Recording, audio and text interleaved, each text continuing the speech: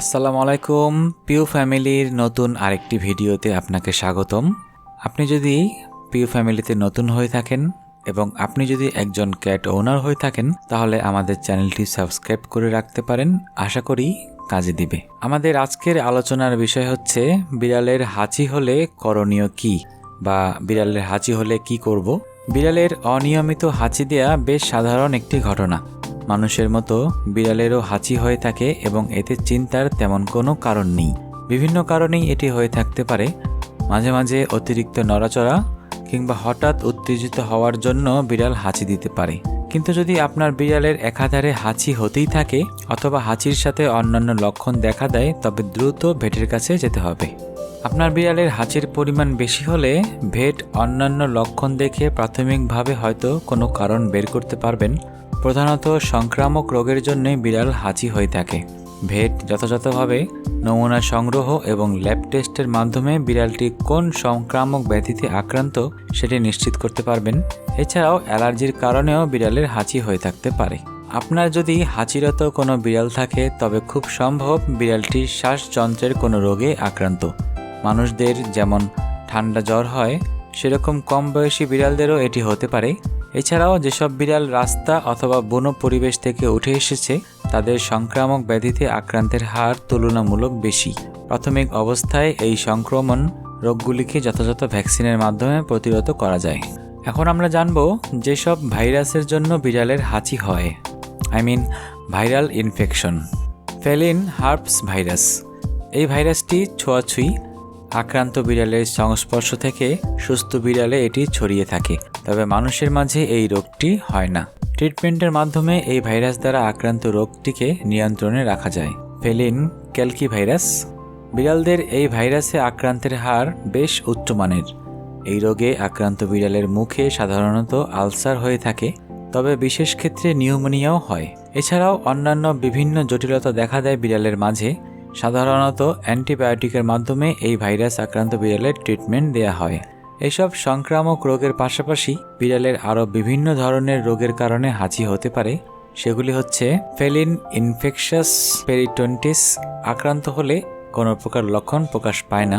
Fallen immunodeficiency virus বা FIV, যা খুবই ধীরে ধীরে লক্ষণ প্রকাশ করে এবং বিড়ালের রোগ প্রতিরোধ ক্ষমতা নষ্ট করে দেয়, ফলে খুব সহজেই বিড়াল অন্যান্য ব্যাধিতে আক্রান্ত হয়।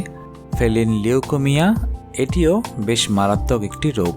এরপর আছে বোর্ডেটেলা, মাইকোপ্লাজমা ইত্যাদি। যদি লম্বা সময় পরপর আপনার বিড়াল হাঁচি দেয় তবে হয়তো এটি নাকের কোনো প্রদাহের জন্য হচ্ছে অথবা নাকে তার কোনো ব্যথা হচ্ছে। হাঁচি দেওয়ার প্যাটার্ন লক্ষ্য করুন। বিড়ালটি কি লিটার বক্স থেকে ফেরার পরপরই হাঁচি দিচ্ছে? ঘর পরিষ্কার করার পরেও কি আপনার বিড়াল হাঁচি দিচ্ছে? আপনি যদি বিড়ালের পটি ট্রেনিং নিয়ে দুশ্চিন্তায় থাকেন তাহলে আপনাকে বিড়ালের পটি ট্রেন ঠিকমতো করানো জানতে হবে।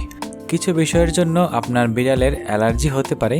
সেগুলো হচ্ছে সিগারেটের ধোঁয়া, perfume, paste, cat litter, cleaning agent, candles. অ্যালার্জির জন্য হাঁচি দেওয়া বিড়াল কিংবা মানুষের জন্য বেশ সাধারণ ঘটনা। অ্যালার্জির জন্য বিড়ালের হাঁচি হয়ে থাকলে বিড়ালের চামড়ায় ইচির দেখা পাবেন। অন্যান্য যেসব কারণে বিড়ালের হাঁচি হতে পারে সেগুলো নিয়ে একটু কথা বলা যাক। অন্যান্য অনেক বিষয়ে বিড়ালের হাঁচি হয়ে থাকতে পারে, যেমন বলা যায় কিছু ভ্যাকসিন দেওয়ার পরেও বিড়ালের কিছুদিন হাঁচি হয়। এছাড়াও নাকের ভিতর কোনো কিছু জমাট বাঁধলেও বিড়ালের হাঁচি হতে পারে। দাঁতে কোনো প্রকার ইনফেকশন কিংবা ব্যথা পেলেও বিড়াল হাঁচি দেয়। তবে ক্যান্সারের লক্ষণ হিসেবেও হাঁচি হতে পারে, যদিও এটি বেশ কম। বিড়ালের হাঁচির সাথে কিছু লক্ষণ আপনাকে খেয়াল করতে হবে। সেই লক্ষণগুলো যদি আপনি দেখেন তাহলে দ্রুত ভেটের কাছে নিয়ে যাবেন। চোখ ঢুলু ঢুলু, অর্থাৎ বেশি ঘুম বা আলস্য এরকম কিছু যদি দেখেন তাহলে অবশ্যই ভেটের সাথে যোগাযোগ করতে হবে। আপনার বিড়াল যদি বেশি ঘামে অথবা তার যদি শরীরে আলসারের মতো দেখা যায় তাহলেও ভেটের সাথে যোগাযোগ করতে হবে।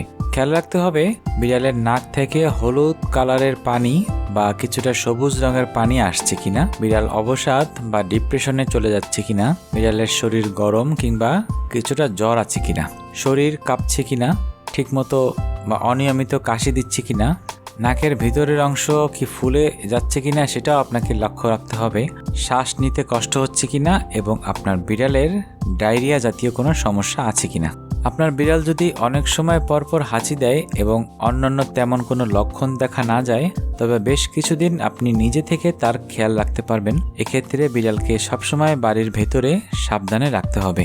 তবে যদি প্রায় আপনার বিড়ালের হাঁচি হয়ে থাকে, তবে অবশ্যই ভেটের সাথে দ্রুত যোগাযোগ করুন। হাঁচির সাথে অন্যান্য লক্ষণ আপনার বিড়ালের অসুস্থতা প্রকাশ করে এবং এসব ক্ষেত্রে সর্বোচ্চ সতর্কতার সাথে ব্যবস্থা নিন। বিড়ালের হাঁচির উপর ভিত্তি করে কিছু ট্রিটমেন্ট বিড়ালকে করা হয়ে থাকে। বিড়ালের অবস্থা মোটামুটি ভালো থাকলে ভেট হিউমিডিফায়ার বাড়ানো কিংবা বিড়ালের আরামদায়কতা একটু বাড়ানোর পরামর্শ দিতে পারেন। কিন্তু অবস্থা জটিল হলে অ্যান্টিবায়োটিক, ডিসকনজেস্ট্যান্ট, স্টেরয়েড বা ফ্লুইড ইত্যাদির দরকার হতে পারে। খুব কম ক্ষেত্রেই বিড়ালের সার্জারির প্রয়োজন হয়। আপনি যদি পিউ ফ্যামিলি চ্যানেলে নতুন হয়ে থাকেন, তাহলে অবশ্যই চ্যানেলটি সাবস্ক্রাইব করে বেল আইকনটি অন করে দিবেন। ধন্যবাদ সবাইকে। ভালো থাকবেন, সুস্থ থাকবেন। আল্লাহ হাফেজ।